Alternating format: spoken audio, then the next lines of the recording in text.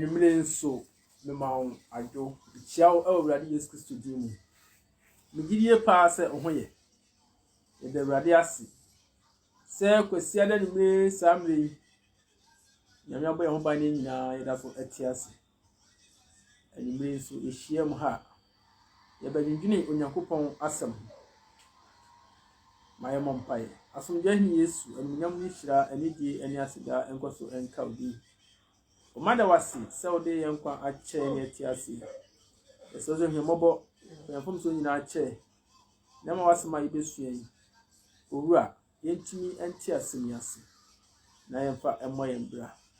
odi ne nhyiranka ɔdoba Yesu Kristo din mu amen. Anwumre yɛma akɔ ababio ɛde ba yɛdwumadi so ɛyɛ Young Preachers Media ɛne Aqua Francis Ministry ɛna akabom ɛde dwumadie ahodoɔ ɛde brew ɛwɔ na wotwi bia mu na ɛyɛ kwasiada dwumadie nse ne ahyehyɛ ne sɛ kwasiada yebesua asɛmbi a yɛdi ɛda so ne sɛ what does the Bible say? Sɛ ɛna twerɛsɛm ne dɛ ɛka efi sɛ twerɛsɛm no ɛnɛ enipa bebree ɛna yɛ nneɛma bebree wɔ asase so obiara nso emu bebree na nso ubuso ma then they quote it from the Bible for you ɛno nti na ehia ma yɛn sɛ yɛtumi ɛkɔ twerɛsɛm mu na yɛbusa sɛ sɛn ɛna twerɛsɛm ne dɛ ɛsie ɛno enti na dwumadie ɛte sɛ yi ɛhyɛ sɛ bɛba wo nkyɛn na yɛne wo atumi adi Bible mu ɛnkɔmɔ ɛnɛ de yɛsrɛ sɛ fa kyɛyɛ na ɛsɛ sɛ enka ɛbɔɔ 9 ɛne yɛba nanso ɛnam light out ne ade nti no yɛntumi amma wo ɛwɔ brain mu nanso yɛhwɛ sɛ sɛne etie bia nam sɛ yɛagye ato yɛn ho sɛ yɛbɛyɛ adwuma no nti no sɛne etie bia no ɛsɛ sɛ yɛtumi ɛba wo nkyɛn na yɛde dwumadie yɛte sɛ yɛdɛ ɛba wo nkyɛn na yɛnim sɛ yɛn nyinaa yɛbɛsua awurade asɛm na ɛno bɛboa yɛn ama yɛtumi akɔ yɛnim ɛwɔ abrabɔ mu na san so ɛde nkwagye ɛde abrɛ yɛn ɛno enti ɛna ɛnɛ dɛ yɛaba wo nkyɛn bi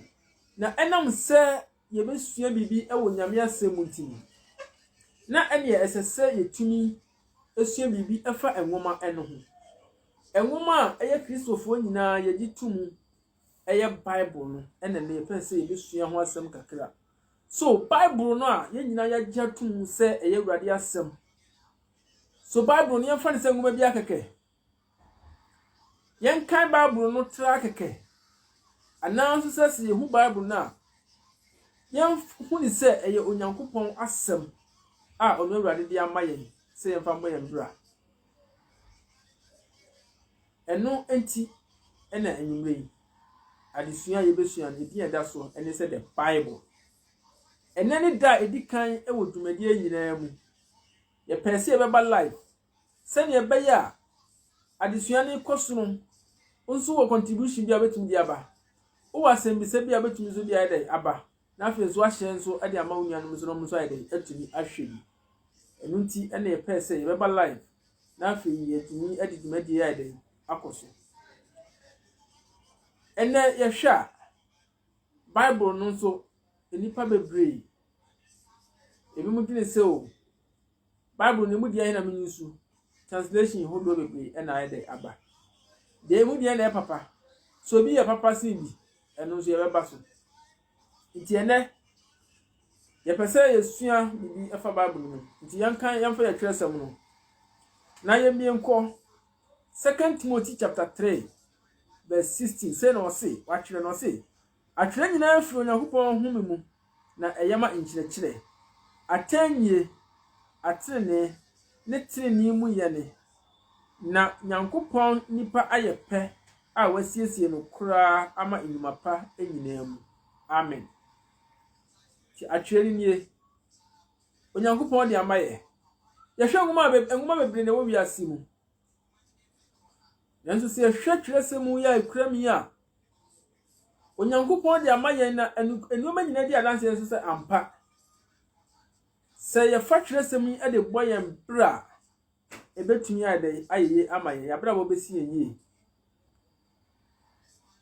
twerɛsɛm yi mu nsɛm nyinaa no ɛkyerɛ yɛn kwa ekwan a yefa so a ebetumi anya abrawo papa ama yen kra enuanom onyame asem ni enese ne nipa esubi ebu awurade asem ni efa se kan Psalm 119 verse 105 David say wasam ye menan ase kanea ene me kwan se ha wasam ye menan ase kanea ene me kwan so ha ye nyina ye ni David se awurade asem ene na ase kanea ene ne kwan so ha asem ni so person abra bo si ya asem ni nyame asem ene beboa wei ena de bo bra ebeden ebeye ama Awurade ankasa ene de akyeye hwan no person akwan si ni ye hwan no person abra ba obo bia no ekoye ema no so person abra bo no si ye dia ne kamfo Nyankopɔn asem ede ma ade no nipa be sika oni ma bebre ho yenso obebusa se Bible de no ni bi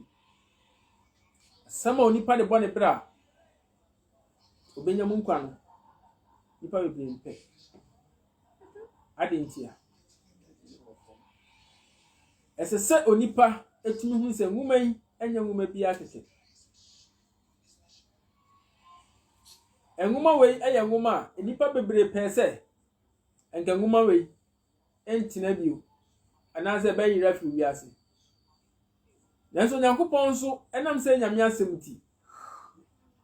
Onyankopɔn ankasa enam ahemfo so nipa kesifo bebre ama mutumi ginai ama ene twesem yi atumi abeka yensa ama ene ni wobi wa ha ene wo fa ba bia edwom ba bia obetumi anya twesem yi bidi a ene na mekamfo ma se bomodi anya nya bi ewo fie ma wo manya bi emfa nka wo books a okan ewo school ho na Onyankopɔn ankasa bekoso ahyira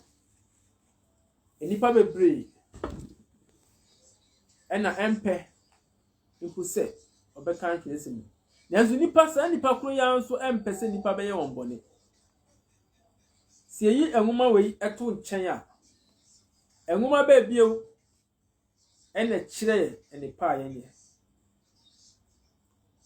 se enwuma we si ho no a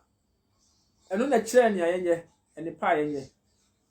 na enwuma aka nyina kasafa no mapa ho nso their source is from this book enunti ene be den se obi betumi ayi book yi afri ho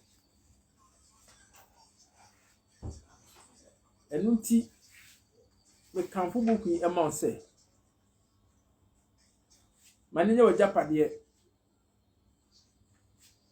wajapade na book yi enka ho ma ho nanya moko bia mo fanko senya yehunu wo Joshua ngumanim no se ma asem nya dai enka wanum da nyina ma asem nya dai emfiri wanum da na se yakoso eye ne sa Onyankopɔn ebehira ene dikan nyame nhira wo so anyamre ahweye nyame nkoso nhira wo imedi ebekoso nyame boa next week besan so ahira bi na afi yibehu nsem ahodo a Onyankopɔn nam ne twesem yi so ede ma yen na yede aboyen bra na onyame be yen kase onyame nhira wo ewo ne doba Yesu Kristo din amen